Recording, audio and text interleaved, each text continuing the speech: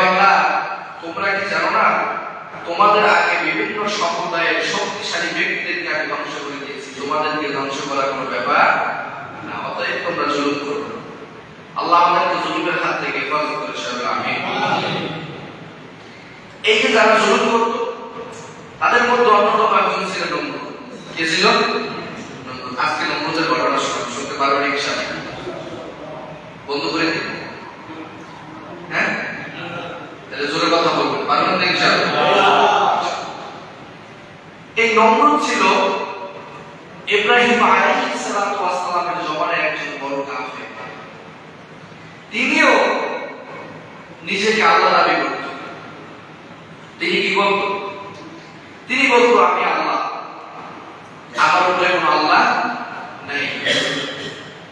তো এই নমরুদে ইব্রাহিমের জমানায় একদিন ইব্রাহিম আলাইহিস সালাতু ওয়াস সালামের উপরে নমরুদ জুলুম করতে লাগলো।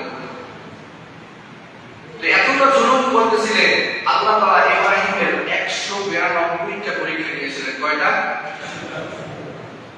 192টা পরীক্ষা নেওয়ার পর ইব্রাহিম আলাইহিস সালাতু ওয়াস সালামকে আমাদের ইমাম বানিয়ে দিয়েছেন কে? আল্লাহ। আল্লাহ বলেন আল্লাহ। কয়টা পরীক্ষা? 192। আপনি আমি কয়টা দিয়েছি?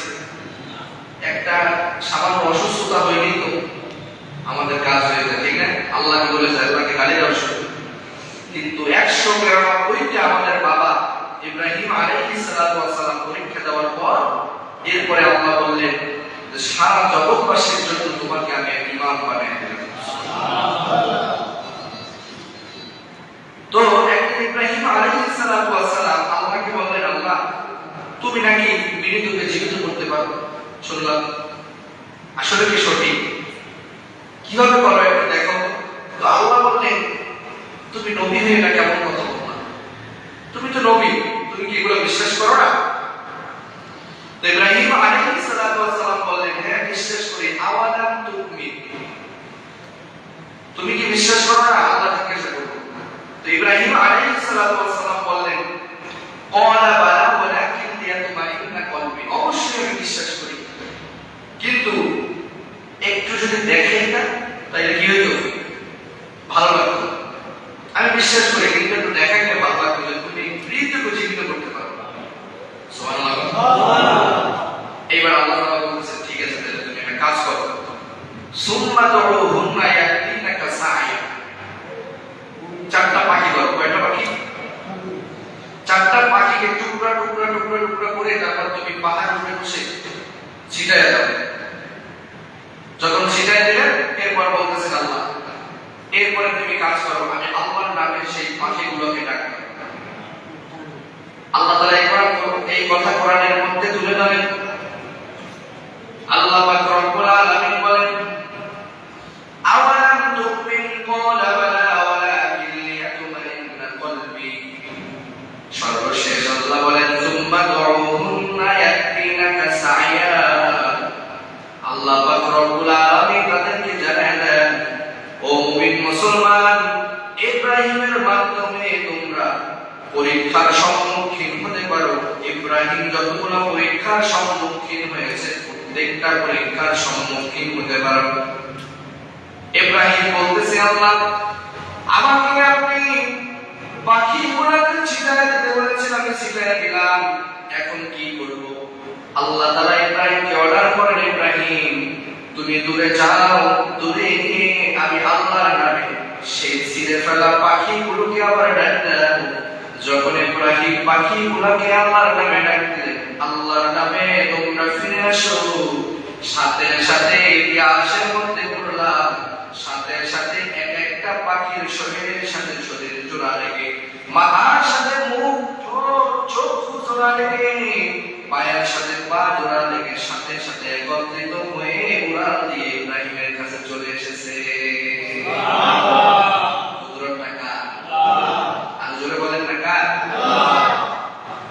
ইব্রাহিমকে আল্লাহ অনেকগুলো পরীক্ষা করেছিলেন।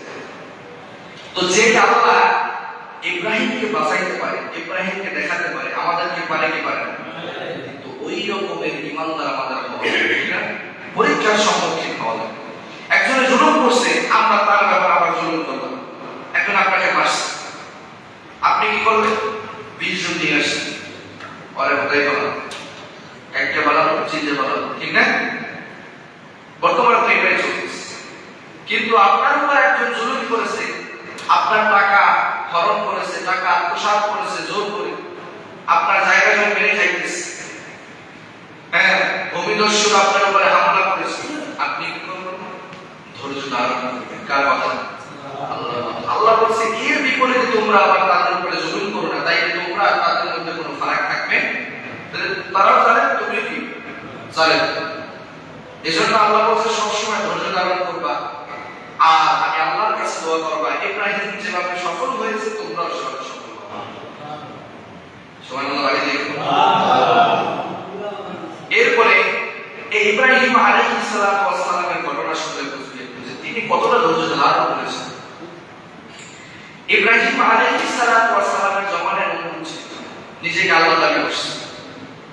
তিনি একদিন তার প্রজাদেরকে বলতেছে, সৈন্যদেরকে, যে জীবনে এত সম্মান এত অর্থ কামাই না, এখন একটা জিনিস খুব মন চাইতেছে, আমার খুব স্বপ্ন।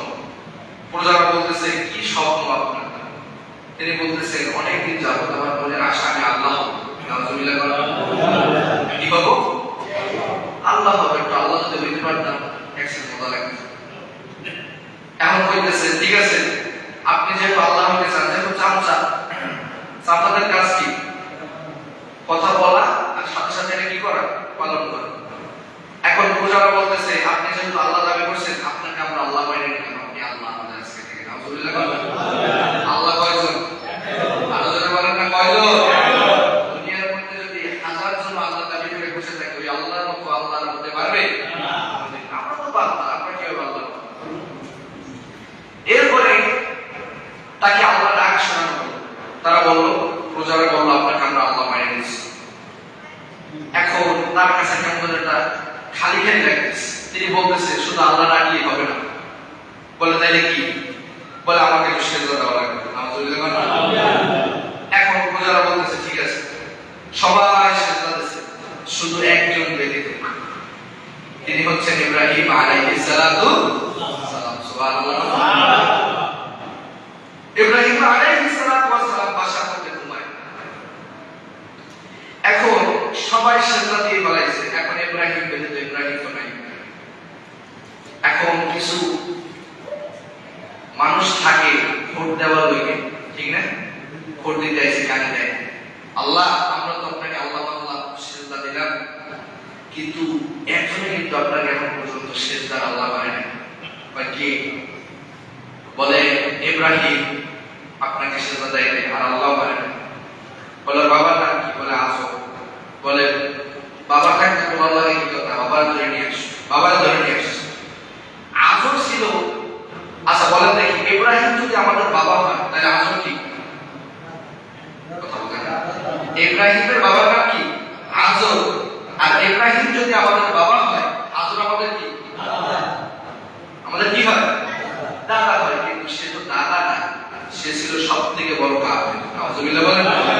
দেখেন আল্লাহ কাদের মাধ্যমে কি পাঠান, কাদের গর্বে কি পাঠান, চিন্তা করে দেখেন। এই আজমকে যখন ইব্রাহিমের কাছে ধরে নিয়ে আসলেন, ইব্রাহিম জিগায়, নমরুদের কাছে ধরে নিয়ে আসলেন। নমরুদ জিজ্ঞাসা করতেছে, আজব তোমার ছেলে কোথায়?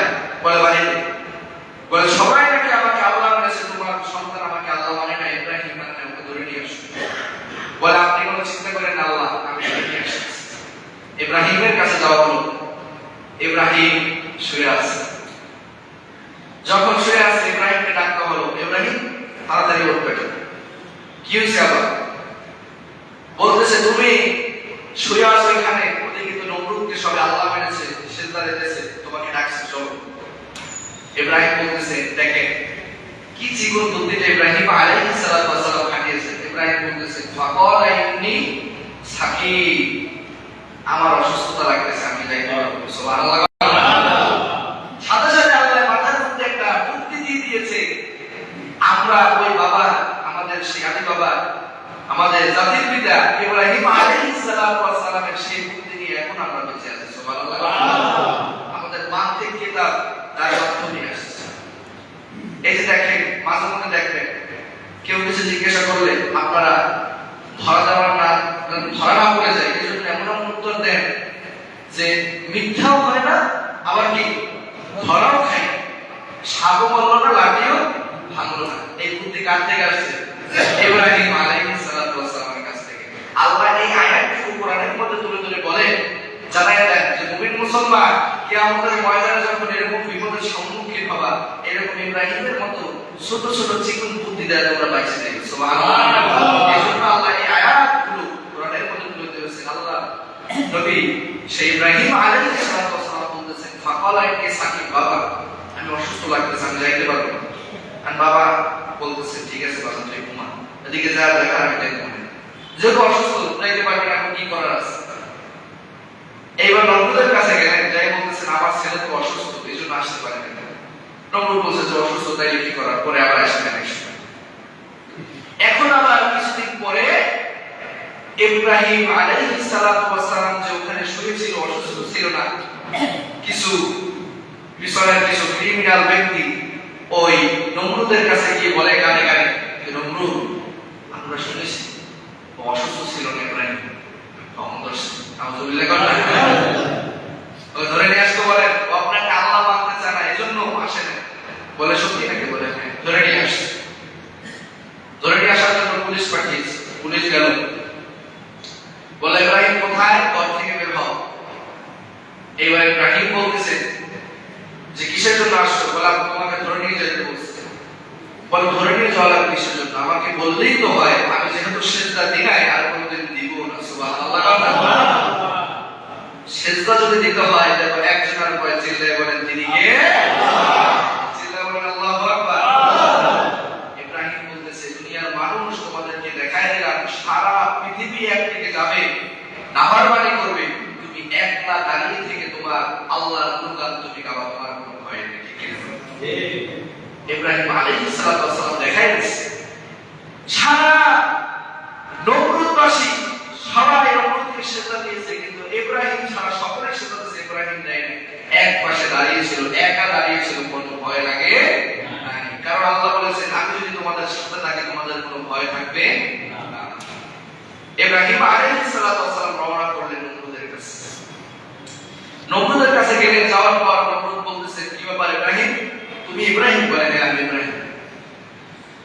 বলে বহু আশা ছিল আল্লাহ হইলাম, কিন্তু তোমার জন্য এক সাইড বাইরে আছে, তুমি একটু আল্লাহ বলো না, তাইলে তো হয়ে যাবে। বলে আল্লাহ তো মানতাম, কিন্তু ঝামেলা আছে। বলে কি ঝামেলা? বলে এটা কি মানুষের সামনে বলবো নাকি পরে পিছনে বলবো? এখন বলতে চায় না ইব্রাহিম কি না কি আবার মানুষের সামনে বইলা সব লোকগুলো আবার নিজের দলে নিয়ে যায়। সবাই ইব্রাহিমের কাছে সামনে বসে বলতেছে নমরুদ সবাই ঘর থেকে বের হয়ে যান, আমি ইব্রাহিমের সাথে গোপন কথা বলবো। সুবহানাল্লাহ। এইবার ইব্রাহিম আলাইহিস সালাতু ওয়াস সালাম বলতেছে যে শুনেন, সবাইকে বের করে দিয়েছেন, এখন বলি আপনি যে আল্লাহ হবেন, আচ্ছা আমার একটা প্রশ্নের উত্তর দেন, আপনি কি মরবেন কি মরবেন না? এখন ইব্রাহিম তো উত্তর পায় না। ইব্রাহিম চিন্তা করলেন যদি বলি মরবো না, একদিন তো মরাই লাগবে, ঠিক না? আবার যদি বলি যে মরা লাগবে না, আমি মরবো না, আবার যদি বলি আমি মরবো, তাই বলবে আল্লাহ কি কখনো মরে? সুবহানাল্লাহ। প্যাচ লাগাই দিয়েছে কি নাই? প্রশ্ন দিয়ে প্যাচ লাগাই দিয়েছে। এইবার নমরুদ বলতেছেন ইব্রাহিম কি বলবো, যেহেতু প্যাচ লাগাই দিয়েছো বুঝছি আমার মরা লাগবে। তো ইব্রাহিম বলতেছে নমরুদ যদি আপনার মরা লাগে আপনি তো মরে যাবেন, ধরেন আপনাকে আমি আল্লাহ মেনে নিলাম, এখন আমি একটা বিপদে পড়লাম, এসে দেখলাম আপনি ইন্তেকাল করেছেন, এখন আল্লাহ যদি মরে যায় আমার বিপদ বাঁচাইবে। সুবহানাল্লাহ। আমাকে বিপদ থেকে কে বাঁচাবে? এজন্য আমি আপনাকে আল্লাহ মানতে পারবো না। নমরুদের রাগ কমছে না বাড়ছে? আরো জোরে বলেন, জোরে কথা বলেন না। নমরুদের রাগ কমছে না বাড়ছে? আগের থেকে কারণ কি? যুক্তি খাটাইয়া আল্লাহর মানে নাই। এইবার ইব্রাহিম চলে গেছে। এইবার ইব্রাহিম আলাইহিস সালাতু ওয়াস সালামের কথা শোনার পর নমরুদের রাগ আর বেড়ে গেছে। নমরুদ উজির নাজিরকে ডাক দিয়ে বললেন শোনো, শুনেছি ইব্রাহিম নাকি কোন আল্লাহর এক ইবাদত করে, এই জন্য আমাকে আল্লাহ মানবে না। সেই আল্লাহকে কি করা যায় এখন বলো? এখন বুদ্ধিজীবী থাকে না কিছু, একজন বুদ্ধিজীবী মাথায় চুল নেই দাঁড়ায় বলতেছে যে একটা বুদ্ধি আছে। বলে কি বুদ্ধি? বলে আল্লাহ একটা বুদ্ধি আপনারা দিতে পারি, সেই বুদ্ধিটা হলো আপনি আল্লাহ আর ইব্রাহিমের আল্লাহ আল্লাহ, দুইজন আল্লাহ হয়ে গেছে না? এটা কাজ করেন, ইব্রাহিমের আল্লাহকে যদি মাইরে দেওয়া যায় তাইলে আপনার আল্লাহ আর কোনো বাধা থাকবে, আপনি আল্লাহ হওয়ার জন্য আর কোনো বাধা থাকবে না। সুবহানাল্লাহ। কি অবস্থা! এরপরে ইব্রাহিম আলাইহিস সালামের আল্লাহ থাকে কোথায়? এখন ওই ব্যক্তি যে বুদ্ধি দিয়েছে তাকে বলতেছে ইব্রাহিমের আল্লাহ কোথায় থাকে সেটা বের করো তুমি। এখন বের করলেন আর বললেন আল্লাহ শুনেছি ইব্রাহিম যখন বিপদে পড়ে ওই গাছের নিচে সেজদা দিয়ে এরপরে দুইটা হাত আসমানের দিকে তুলে আল্লাহর কাছে কাঁদে আর কি যেন চায়। সুবহানাল্লাহ। আসমানের দিকে দুইটা হাত উঠিয়ে দেয়, তারপরে বোঝা গেল ইব্রাহিমের আল্লাহ কোথায় থাকে? আরো জোরে বলেন কোথায় থাকে? কথাটা একটু উত্তর দিতে হবে। আসমানে থাকে। এখন বলতেছে আসমানে বেড়া জায়গা খুঁজে পাও নাই, এত উঁচাই জায়গা খুঁজে বের করলি, আর কোথাও কি আসে না? আল্লাহ কি কোথাও আসে না কোনো জায়গাটায়? বলে না, ওইখানেই দেখে সবসময় আনন্দ পাই। সুবহানাল্লাহ। এখানেও আমাদের জন্য একটা শিক্ষা আছে। শিক্ষাটা হচ্ছে এই যে ইব্রাহিম আলাইহিস সালাম যখন বিপদে পড়তেন আল্লাহর কাছে মাথা নত করে চাইতেন, এর আর কোনো মানুষের কাছে চাইতেন না। এটা আল্লাহর নবী সেই ইব্রাহিম আলাইহিস সালাম আমাদেরকে বুঝিয়ে গিয়েছে বিপদ আসবে, মুসিবত আসবে, চাইতে হবে একজনের কাছে। চিল্লায় বলেন তিনি কে? আল্লাহ। এরপরে ইব্রাহিম আলাইহিস সালাম কি করলেন? তিনি তো তার বাসায় বসে তিনি ইবাদত করতেছেন। এখন তিনি বলতেছেন ওই যে বুদ্ধিজীবী বুদ্ধি দিচ্ছে, এখন তাকে মাইরা ফেলা। এখন কি করা যায়? বিশাল এক মিনার বানাও আসমানের দিকে, মিনার বানাইয়া এখন সেই মিনারের উপরে উঠে যদি তীর মারা যায় আসমানের দিকে, হইতে পারে আল্লাহ মারাও যাইতে পারে। নাউযুবিল্লাহ। আল্লাহকে মারার শক্তি কারো আছে? আরো জোরে বলেন। কি বুদ্ধি খানা দেয়! এখন বললাম বিশাল এক মিনার বানাইছে। এই নমরুদ বলতেছে যত ইটের বাড়ায়, যত ইট আছে সব ইট নিয়ে আসো, পাথর নিয়ে আসো। এরপরে বিশাল মিনার বানিয়েছে। একজনকে যারা তীর মারে এদেরকে বলতেছে সব থেকে ভালো যে তীর মারতে পারে তাকে নিয়ে আসো, শক্তিশালী তীর নিয়ে আসে। ওই যে সেই মিনারের উপরে উঠে বলতেছে আসমানে তীর মারবে, আকাশের মধ্যে তীর মারছে। এখন আল্লাহ তাআলাকে খেলা দেখে কি দেখে? জোরে বলেন। খেলা তো নিচে চলতেছে, আসমান থেকে আল্লাহ দেখতেছে। আল্লাহ পাক রব্বুল আলামিন বলেন জিবরাইল কোথায় আছো তাকায় দেখো। জমিন থেকে নমরুদ খেলা দেখাইতেছে। যদি খেলা বাবার সাথে খেলতে চায় পুরোটাই খেলে দেই। আল্লাহ তাআলা এবার জিবরাইলকে ডাক দিয়া বলেন জিবরাইল যাও যাও ধনুকটাকে ধরে ফেলো, তীরটাকে ধরে ফেলো। ধরে ফেলার পর তীরের মাথায় একটু রক্ত লাগায় দাও। সুবহানাল্লাহ। একদম তাজা রক্ত লাগায়, তাজা রক্ত লাগাইছে। বলে আবার নমরুদের কাছে ফেরত পাঠাও। যখন নমরুদের সামনে তীরটাকে পাঠানো হলো, নিচে পড়লো। নিচে পড়ার পর নমরুদ সাথে সাথে খেয়ে দেখতেছে রক্ত আয়া খাইছে। আমি তো বলছিলাম আল্লাহ নাই, আল্লাহ আসছিল। সুবহানাল্লাহ। আমি তো বলছিলাম মনে হয় ইব্রাহিম মিথ্যা কথা বলে, আসলে না, আল্লাহ কি করছিল? আসছিল, কিন্তু এখন নাই, এখন মারা গেছে। নাউযুবিল্লাহ। কিন্তু উপর থেকে খেলা খেলাইতেছে কে? আল্লাহ। এইবার ইব্রাহিম দেখতেছে যে তীরের মাথায় রক্ত। এখন ইব্রাহিমকে ডাকা হলো আর বলল যে বলছিলাম তুমি মিথ্যা কথা বলো না, আল্লাহ এখন ছিল কিন্তু এখন নাই। বলে কিভাবে? বলে এই দেখো তীরের মাথায় রক্ত, আল্লাহকে মেরে ফেলাইছে। নাউযুবিল্লাহ। এবার ইব্রাহিম আল্লাহকে সিজদা দিয়ে বলতেছেন, ঘরের মধ্যে গেছে তাই নামাজ বিছাইছে। এখন সিজদা দিয়ে আল্লাহকে বলতেছে আল্লাহ বুঝি না ব্যাপার, এমনি অবলাগ পারি না। এরপরে আপনি আবার একটু রক্ত লাগাই আর কি করছেন? খেলা বাড়াই দিয়েছেন। এখন কি করব? আল্লাহ তাআলা আসমান থেকে বলে ওরা তো খেলা খেলতে চায়, আমি আল্লাহ খেলার শেষ প্রান্তে নিয়ে যাব। সুবহানাল্লাহ। ইব্রাহিম তোমার কোনো ভয় নাই, কোনো পেরেশানি নাই, তুমি শুধু ধৈর্য ধরো, আমি আল্লাহ তোমার সাথে আছি, কোনদিন তোমার পরাজয় হবে না, তুমি যদি হকের উপর অটল থাকো। সুবহানাল্লাহ। ইব্রাহিম একটু ভরসা পাইছে কি পায় না? পাইছে। এইবার ইব্রাহিম আলাইহিস সালাতু ওয়াস সালাম কিছুদিন পরে ইব্রাহিমের কথা জিজ্ঞাসা করা হলো। নমরুদ জিজ্ঞাসা করতেছে, আচ্ছা আল্লাহকে তো মাইরে ফেলাইলাম, এখন ইব্রাহিমের কি খবর? বলে আল্লাহ, উজির নাজির বলতেছে কাকে? নমরুদকে। আল্লাহ আপনি তো দুনিয়ার আল্লাহ, কি বলবো, মন খারাপ করেন না, তার ইবাদত করে আর মাস। সুবহানাল্লাহ। আর কি করছে? বাইরে গেছে। এখন নমরুদের মাথা ঠান্ডা নাকি গরম? আরো জোরে বলেন। আরো গরম হয়ে গেছে। বলে না এভাবে তো চলতে পারে না। এইবার নমরুদ সৈন্য পাঠাবেন আর বললে, যাও যাও ইব্রাহিমকে ধরে নিয়ে আসো, ওকে আগুনে ফেলানো হবে না। এইবার বিশাল এক আগুনের কুণ্ডলে জ্বালানো হলো। ইব্রাহিমকে ধরে নিয়ে আসলে, ইব্রাহিমকে ধরে নিয়ে আসার পর এইবার নমরুদ বলতেছে, ইব্রাহিমকে আগুনে ফেলাও। কিভাবে ফেলাবো? বিশাল আগুনের কুণ্ডলে। এরপরে শয়তান বলতেছে, শয়তান আসে নমরুদের কাছে ভিন্ন সূরত নিয়ে আসার পর শয়তান নমরুদকে বুদ্ধি দিতেছে। বিশাল এক গাছের মাথায় তাকে বেঁধে তারপরে তাকে আগুনে ফেলাইয়া দেওয়া হলো। এইবার ফেরেশতারা আসছে। ফেরেশতারা আসার পর এদিক থেকে মানুষজন ইব্রাহিমকে গাছের মাথায় বেঁধে ফেলাইতে যায়, কিন্তু ফেরেশতারা ঠ্যাং দিয়ে ধরে রাখছে। সুবহানাল্লাহ। এখন আর লড়াইতে পারতেছে না। কি করার? এইবার শয়তান আবার নমরুদের বুদ্ধি দিতেছে, এখানে ফেরেশতা আছে এই জন্য তাকে আগুনে ফেলানো যাচ্ছে না। বিশাল লম্বা ঘটনা। কিছু নর্তকী নাচানাচি করলো, মেয়েদেরকে উলঙ্গ করে নাচানাচি করালো। যখন ফেরেশতা চলে গেল,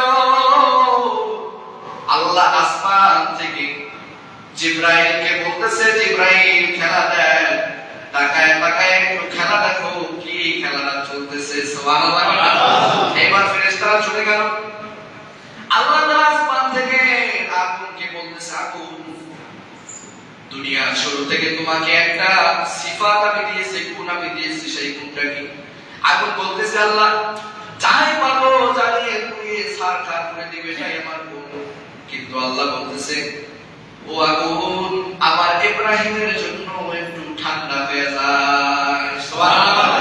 আল্লাহ তাআলা এই কথা কোরআনের মধ্যে তুলে ধরে বলেন, কুলনা ইয়া নারু কুনি বারদান ওয়া সালামান আলা ইব্রাহিম। চিল্লাল্লাহু আল্লাহ পাক রব্বুল আলামিন বলেন, কুলনা ইয়া নারু কুনি বারদান।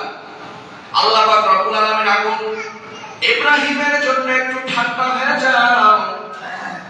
আবার আল্লাহ চিন্তা করে বললেন, হাই হে, যদি ঠান্ডা বেশি হয়ে যায় তাইলে কিন্তু আবার বরফ হয়ে যাবে, তখন আবার কি কম্বলের প্রয়োজন হবে, ঠান্ডা লেগে যাবে ইব্রাহিমের।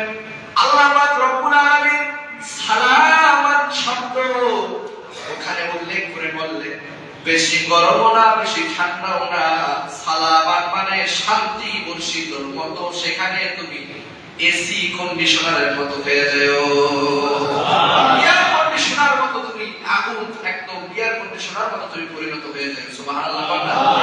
এরপরে যখন আল্লাহ আগুনকে অর্ডার দিলেন, আগুন বলতেছে, আল্লাহ পাঠায়া দেন, কোন চিন্তা করেন না, আপনার নবী এমন শান্তিতে আমি আগুনের মধ্যে থাকবে, দুনিয়ায় যতদিন বাঁচবে এর মতো শান্তি আর দুনিয়ায় পাবে না। এরপর তাকে আগুনে ফেলানো। যখন আগুনে বানাইছে, এখন তিনি মনে করছে, ইব্রাহিম মনে করছে, আইন তো পুড়ে যাবে। যখন আগুনের মধ্যে পড়ছে, তার জন্য শান্তি, আগুনটাকে শান্তিময় বানিয়ে দিয়েছেন কে? আল্লাহ। বলেন না কে? আল্লাহ। যখন শান্তিময় আগুন বানিয়ে দিয়েছে, এখন ইব্রাহিম আলাইহিস সালাতু ওয়াস সালাম আগুনের মধ্যে ঘুম পড়ছে। সুবহানাল্লাহ। শান্তির ঘুম দিছে। 40 দিন পর্যন্ত আগুনের মধ্যে আছে নমরুদ। একদিন পর যায় আর নমরুদ আগুনের মধ্যে তাকায় বলে, নিষেধ করছিলাম রে, যদি সতরা শুনতি আজকে তো আগুনে পোড়া লাগতো না। সুবহানাল্লাহ। প্রত্যেক দিন যায়, 2 দিন পর পর যায় আর একটু উস্কানি দেয়। ঠিক 40 দিন পর 41 দিনের দিন ইব্রাহিম আলাইহিস সালাতু ওয়াস সালামের যে আগুনে ফেলানো হয়েছে, নমরুদ সেই আগুনের কাছে গিয়ে বলতেছে যে এখন আগুন নিভাই দেয়া যাক। যখন আগুন নিভাবে তাকায় দেখতেছে আগুনের মধ্যে যেন কি নড়তেছে। সুবহানাল্লাহ, আরো জোরে কর না সুবহানাল্লাহ। কি ব্যাপার, আগুনের মধ্যে কি নড়ে? তো তিনি দূর থেকে দেখার পর দেখতেছে আগুনের মধ্যে যে জিনিসটা নড়তেছে সেই জিনিসটা তার দিকে আগাইতেছে। সুবহানাল্লাহ। তিনি চিন্তা করতেছে দৌড় দেব কি একটা, এর মধ্যে কি ভয় লাগতেছে। নমরুদও কিন্তু ভয় পাইছে। এরপরে পিছন থেকে ইব্রাহিম আগুন থেকে বের হয়ে বলতেছে, নমরুদ দৌড় দেওয়ার দরকার নাই, যেখানে আছো সেখানে দাঁড়িয়ে থাকো। সুবহানাল্লাহ। নমরুদ বলতেছে, তুই কি আগুন ধরে না রে? আগুনেও ধরে না। আল্লাহর নবী ইব্রাহিম বলতেছে, নমরুদ আগুনের মালিক কে? আল্লাহ। আগুনের মালিক কে? আল্লাহ। এখন নমরুদ বলতেছে, আগুনের মালিক তো আমি আল্লাহ না, আমি তো আমি জ্বালাইছি। বলে, আপনি যদি আগুনের মালিক হইতেন তাহলে আগুন আপনার কথা শুনতো। আগুনের মালিক আল্লাহ না, আগুনের মালিক আমার একমাত্র আল্লাহ, এজন্য আগুন আমাকে পোড়ায়। সুবহানাল্লাহ বলেন। এবার বলতেছে, আরে তোর সাথে এভাবে হবে না, চল যুদ্ধ হবে। শুক্রবার দিন একটা সময় দেওয়া হলো, যুদ্ধ। আল্লাহ তাআলা ইব্রাহিমের পরীক্ষার পর পরীক্ষা নিতেছেন, তারপর সফলতা দ্বার প্রান্তে ইব্রাহিম আলাইহিস সালাতু ওয়াস সালাম চলে গিয়েছেন ধৈর্য ধারণ করে। এর মানে ইব্রাহিম আলাইহিস সালাম এখানে বুঝিয়েছেন, বান্দারা জুলুম আসবে, নিপীড়ন আসবে, সব কিছু সহ্য করে একজনের উপরে ভরসা রেখে ধৈর্য ধারণ করব। চিল্লায় বলেন, তিনি কে? আল্লাহ। যদি বলেন না তিনি কে? আল্লাহ। এজন্য মানুষ অর্থ সম্পদ টাকা পয়সা এগুলো কিছু না দিয়ে মানুষ খাইতে দেন জুলুম করে। অর্থ সম্পদ নিজের বরাদ্দ সবকিছু ছিনিয়ে নিতেছে, জুলুম করে নিতে দেন। আপনি সফলতা কাম হবে আপনি যদি মুসলিমের সেই সুফল ধরে রাখতে পারেন। আল্লাহ ওয়াদা করেছেন কাল কিয়ামতের ময়দানে কোন উসিলা না পাইলেও এই উসিলা দিয়ে আল্লাহ আপনাকে জান্নাতের মধ্যে ঢুকায় দেবে। সুবহানাল্লাহ। আর জোরে বলেন না সুবহানাল্লাহ। এইবার ইব্রাহিম আলাইহিস সালাতু ওয়াস সালামকে শুক্রবার সময় দেওয়া হলো। কি বার? বুধবার। শুক্রবার সময় দেওয়া হলো যে শুক্রবার দিন যুদ্ধ হবে, মাঠে আসো, মাঠে খেলা হবে। তাই ইব্রাহিম আলাইহিস সালাতু ওয়াস সালাম আল্লাহর কাছে, ওই যে বললাম যাই কিছু প্রয়োজন হয় ইব্রাহিম চাই কার কাছে? আল্লাহর কাছে। এবার আল্লাহর কাছে গেলেন, সিজদা দিলেন, 2 রাকাত নামাজ পড়লেন, এরপর আল্লাহর কাছে হাত উত্তোলন করে কান্না শুরু করেন, আল্লাহ এবার কিভাবে পারবো? আল্লাহ বললেন, সময় দিয়েছে কোন দিন? আল্লাহ কিন্তু জানে, তারপরে জিজ্ঞাসা করতেছে। বলে শুক্রবার। বলে যাও, সমস্যা নাই, তোমার সাথে আমি আল্লাহ আছি। শুক্রবার দিন ইব্রাহিম আলাইহিস সালাম কিছু সংখ্যক লোক নিয়ে যুদ্ধের ময়দানে গেলেন। যাওয়ার পর দেখতেছেন বিশাল এক বাহিনী নাচ মौज মস্তি করতেছে, এদিকে খাবার দাবার চলতেছে, এদিকে নাচ গান চলতেছে। মানে নমরুদ সবাইকে খবর দিয়েছে যে ইব্রাহিমের সাথে যুদ্ধ হবে, যারা আসবা সবাই দেখার জন্য আইসো। সবাই আসছে দেখার জন্য। নমরুদের এক দল আর ইব্রাহিমের আরেক দল। ইব্রাহিমের লোক অল্প স্বল্প, কিন্তু নমরুদের লোক অনেক। আর নমরুদের এক একজন লোকের যে শক্তি, যে সাহস, যে বল, ইব্রাহিমের 10 জন মিলেও একজন শক্তি হবে না। এইবার ইব্রাহিম আলাইহিস সালাতু ওয়াস সালাম ওই নমরুদের দলের লোকজনকে দেখার পর, সৈন্যদেরকে দেখার পর তিনি ভয় পেয়ে গেলেন। তিনি বলতেছেন আল্লাহর কাছে, বলতেছেন, আল্লাহ তাকায় দেখেন, আপনি যুদ্ধের ময়দানে আনছেন নাকি মারতে আনছেন? আল্লাহ বলতেছেন, এত ভয় পাও কেন? তুমি না নবী, তুমি এত ভয় পাও কেন? কোনো ভয় নাই। যত শক্তিশালী হোক, তুমি শুধু তোমার সৈন্য নিয়ে দাঁড়িয়ে থাকো, যুদ্ধ করবো আমি আল্লাহ। সুবহানাল্লাহ। এখন বলেন তো, আল্লাহ যদি যুদ্ধ করে, দুনিয়ার কারো শক্তি আছে যে তার মতো? আরো জোরে বলেন। বলে তুমি খালি দাঁড়ায় থাকো। ইব্রাহিমকে বলতেছে, কোনো ভয় নাই, শুধু দাঁড়ায় থাকবা, আমি আল্লাহ যুদ্ধ করবো। সুবহানাল্লাহ। এইবার ইব্রাহিম আলাইহিস সালাতু ওয়াস সালামকে সান্ত্বনা দেওয়ার পর আল্লাহ, এখানে একটা চিকন কথা আছে, বলুন। আচ্ছা বলেন দেখি, আপনার আমার আল্লাহ কে? আল্লাহ। আপনার আমার আল্লাহ যে আল্লাহ, হাতের আল্লাহ কে? হি আল্লাহ। হ্যাঁ, আল্লাহ কি? আল্লাহ কি? একই। গরুর আল্লাহ একই, ছাগলের আল্লাহ এক, সব রকমের জানোয়ারদের আল্লাহ কি এক, মানুষদের আল্লাহ এক, জিনের আল্লাহ এক, সকল কুল কায়নাতের আল্লাহকে একজন। এখন নমরুদ যাদেরকে হাতি আনছে, বড় বড় মহিষ আনছে, বড় বড় দুম্বা আছে, এখন বলেন তো ওই দিয়ে তারা কি করবে? যুদ্ধ করবে। এখন বলেন তো যদি সবাই এক আল্লাহকে মানে, এখন সেই হাতিগুলো খেবা কি খেবা না? কার উপরে খেবা? নমরুদের উপরে। যে আল্লাহ মানে একজন কি, ও আবার আল্লাহ দাবি করে রাখছে। জুম আছে না? হ্যাঁ, জোরে বলেন। সবাই রাগ, হাতিদেরও রাগ। আল্লাহর বলতেছে আল্লাহ একটা বার শুধু হুকুম দেন, সুযোগ তো পাই না, পাইছি মানের মধ্যে পাড়ায় একদম শোয়াই গেছে। সুবহানাল্লাহ বলেন না? হাতিতে সুযোগ পেয়ে গেছে না? এইবার আল্লাহকে বলতেছে আল্লাহ একটা বার শুধু সুযোগ দেন, সুযোগ তো পাই না নমরুদকে ঠিক মতো, আজকে পাইছি, সুযোগ দেন, পাড়ায় একদম সোজা করে ফেলা। কোরআনের কথা। আল্লাহ বলতেছেন না, তোমরা অনেক বড়, আমি চাই ছোট। এবার কাছে গরু না, হবে না, গেছে ছাগল, হবে না। এরপরে একদল মশা আল্লাহর কাছে গেছে। সুবহানাল্লাহ। আল্লাহর কাছে যাওয়ার পর আল্লাহ আমরা সব থেকে ছোট দল, হবে?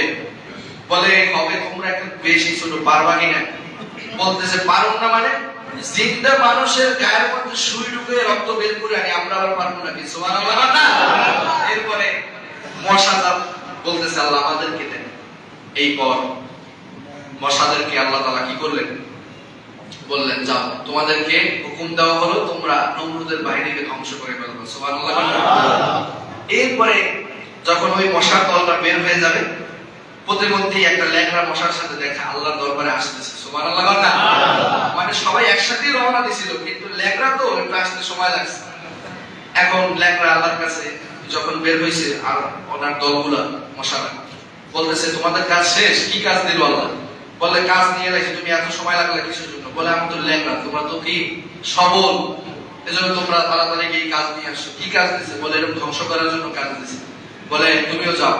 যখন ঘুরাইতে ঘুরাইতে আল্লাহর কাছে গেলেন, আল্লাহর কাছে বলেন আল্লাহ ল্যাংড়া মশা আইছে, কোনো কাজ দিবেন না? বলে তোমার দেরি কেন? বলে দেরি আল্লাহ, আমি তো ল্যাংড়া, একটু সময় লাগছে হাইটটা আসতে আসতে। বলতেছে শোনো, কি কাজ দেব তোমাকে? এখন ল্যাংড়া মশা একটু ইমোশনাল হয়ে গেল। বলে আল্লাহ আমাকে কি কোনো কাজ দিবেন না? আল্লাহর একটু মায়া লাগছে। আল্লাহ বলতেছে মায়া তো লাগছে, তাহলে একটা কাজ করো, তুমি অনন্ত দরবে সব সৈন্যরা, তুমি দরবা একদম বড়ডারে। সুবহানাল্লাহ না? আমি করবা বড়ডারে দরবা। ল্যাংড়া মশারা কি দিছে? অনুমতি দিছে যে বড়ডারে ধরার জন্য। বড়টা কি? জোরে বলেন। নমরুদকে ধরার জন্য ল্যাংড়া মশাকে হুকুম দেওয়া হলো। হাদিসের মধ্যে আসছে ল্যাংড়া মশা সাথে সাথে দুইটা লাভ দিছে। সুবহানাল্লাহ না? যাই হয়, আমি তো সবথেকে বড়টারে ধরার কি পাইলাম? অনুমতি পাইলাম। এইবার রওনা করছে। যাওয়ার পর যখন নমরুদ শ্বাস টান দিছে, শ্বাস যখন টান দিছে, ল্যাংড়া মশা সকল মশাদেরকে বলতেছে টাটা টাটা, যাই সবাই আমার জন্য দোয়া কইরো, ফি সাবিলিল্লাহ, আল্লাহর রাস্তায় যাইতেছি। যখন শ্বাসটা টানতেছে, সাথে সাথে নাকের মধ্যে ঢুকে গেছে। সুবহানাল্লাহ। এবার ল্যাংড়া মশা নমরুদের মাথার মধ্যে কুটুর কুটুর করে কামড়ায়, আর নমরুদ বলতেছে হাই হাই খাইছো তো মাথার মধ্যে কি? এইবার খবর দেয়, কাজ হয় না, ডাক্তার খবর দিল, ডাক্তার নিয়ে আসো। আল্লাহ পাক রব্বুল আলামিন খেলা দেখায়। আল্লাহ বলেন ওয়া মাকারু ওয়া মাকারাল্লাহ ওয়াল্লাহু খায়রুল মাকিরিন। চিল্লাও আল্লাহু আকবার। আল্লাহ পাক রব্বুল আলামিন বলেন যতই কৌশল করো না কেন, দুনিয়ার মুমিন মুসলমান শুনে নাও, শুনে নাও, কাফের মুশরিক বেঈমান জালেমরা যতই কৌশল করে তোমাদেরকে জুলুম করুক না কেন, আমি আল্লাহ হুকুমের সামনে একটা পাতাও নড়ে না। ঠিক কি না বলে? আল্লাহ পাক রব্বুল আলামিন ল্যাংড়া মশাকে হুকুম দেওয়ার পর ল্যাংড়া মশা কুটুর কুটুর করে মাথার মধ্যে কামড়াইতেছে। এইবার ডাক্তার ডাকা হলো, বলতেছে আমার মাথার মধ্যে থাবড় দাও, আমার মাথার মধ্যে জল লাগাই দাও। এখন থাবড়াইতেছে, কোনো কাজ হয়?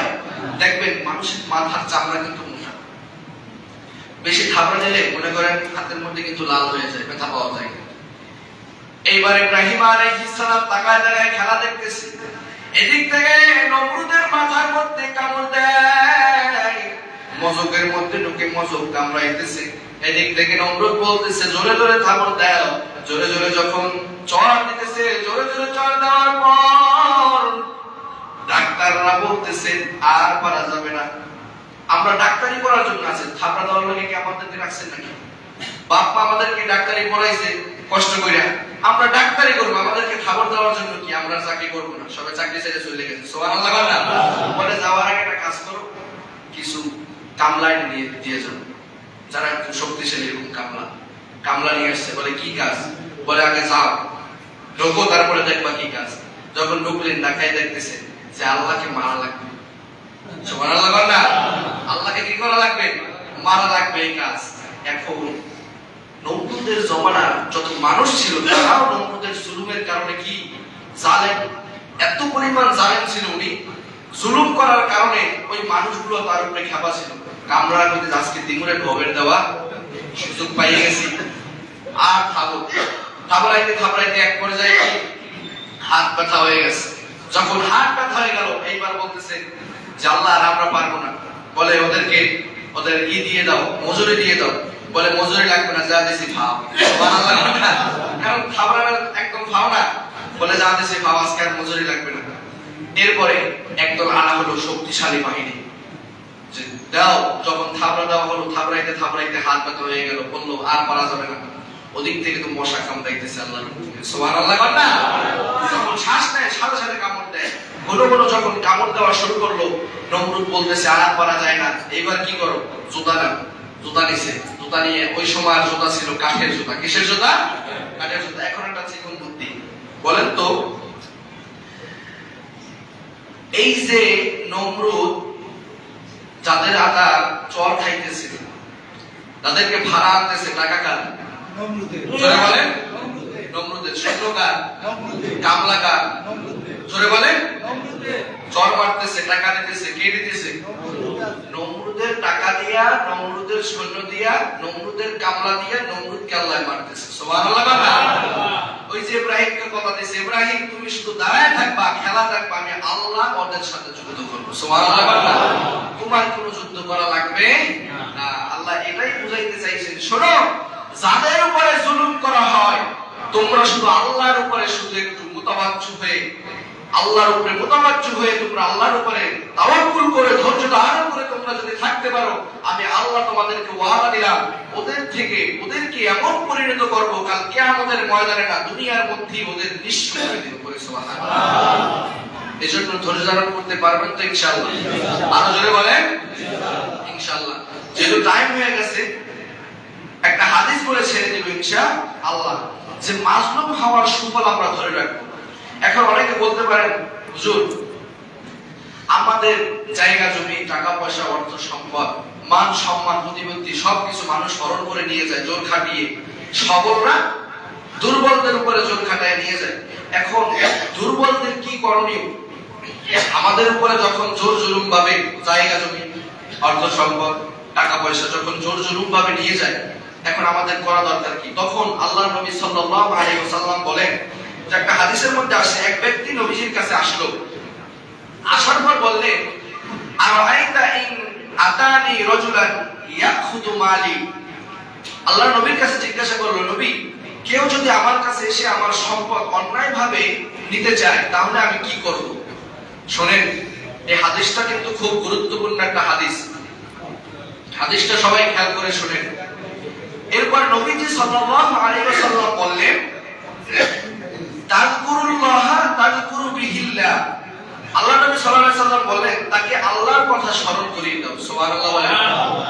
আল্লাহর কথা স্মরণ করিয়ে দেবা। তাকে বলা হলো যে তুমি আল্লাহর কথা তাকে স্মরণ করিয়ে দেবা। কাকে? ওই জালেমকে, যে তুমি আমার সম্পদ নিও না, তুমি আল্লাহকে ভয় করো, আল্লাহর কথা স্মরণ করিয়ে দেবে। ওই ব্যক্তি বললেন, নবীজি বললেন যে ওই ব্যক্তি যদি আল্লাহর কথা না শুনে, তখন বলা হলো যে আল্লাহর কথা যদি না শুনে তাইলে তাস্তাঈনি আলাইহি বিল সুলতান, তোমরা অধীনস্থ লোক আছে না, বড় বড় লোক, সুলতান, তাদের কাছে বলবা। যখন বলবা, যদি তারা না করে তাইলে কি করবা?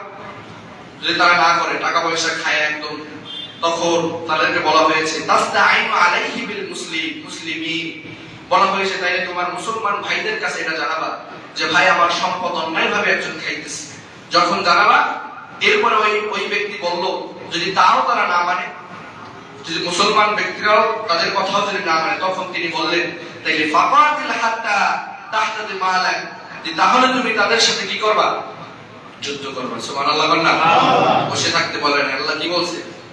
বিপরীতে তোমরা তাদের সাথে তোমাদের জায়গা ঠেকায় রাখার জন্য যতটুকু প্রয়োজন তোমরা করবা।